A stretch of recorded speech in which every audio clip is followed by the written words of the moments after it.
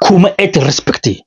Aujourd'hui, on va parler de dirigeants de l'AES versus dirigeants de la CEDEAO. Les gens de la CEDEAO, ils laissent d'autres puissances étrangères venir se servir des richesses de l'Afrique.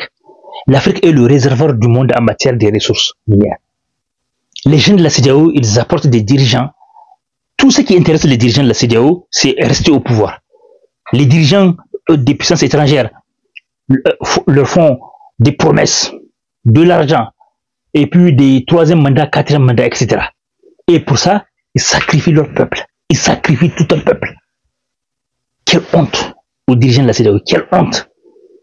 Ils n'hésitent pas à sanctionner des dirigeants africains, des pays africains.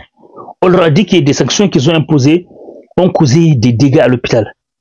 Des gens ont perdu la vie et tout ça. Imaginez, comment peut-on vous respecter?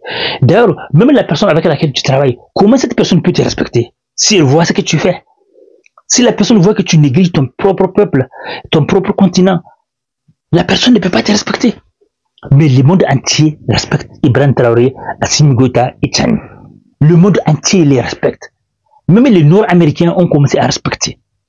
C'est une question de dignité et de fierté. Ils ont montré que les Africains sont dignes. Pourquoi les gens manquent de respect aux Africains? C'est parce qu'on a menti sur l'histoire.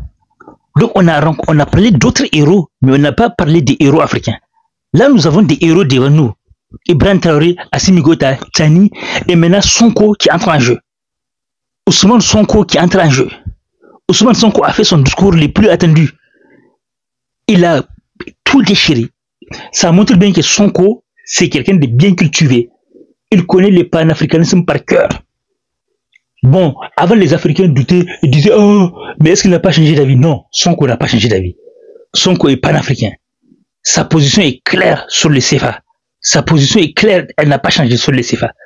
Non, vive Sonko, vive AES, vive l'Afrique libre. Franchement, le monde entier est fier des Africains maintenant. Est fier de ces Africains qui ont cherché leur liberté. Même des gens qui ne sont pas noirs, qui ne sont pas africains, sont fiers des Africains. Et même les Nord-Africains maintenant s'associent à l'Afrique. Il y a même des Noirs américains, même des gens de l'Amérique du Sud qui vont en Afrique pour voir Ibrahim Traoré, Assimi Goïta, Tchani, pour le voir. On est fiers de vous. Tu vas voir un milliardaire américain, un ancien footballeur du Brésil, des milliardaires vont aller voir Assimi Goïta, Ibrahim Traoré, Tchani pour le remercier. Vous êtes notre fierté. Voilà, c'est comme ça qu'on gagne le respect, par le courage. Ces gens ont mis leur vie en danger pour le peuple.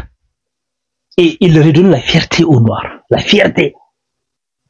Aujourd'hui, si quelqu'un te dit que tu es tu peux lui rappeler, renseigne-toi sur le Sahel.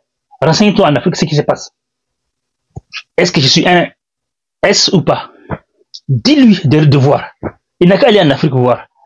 Il n'a qu'à se renseigner sur l'histoire de l'Afrique, des AES et de Sonko. Il n'a qu'à savoir.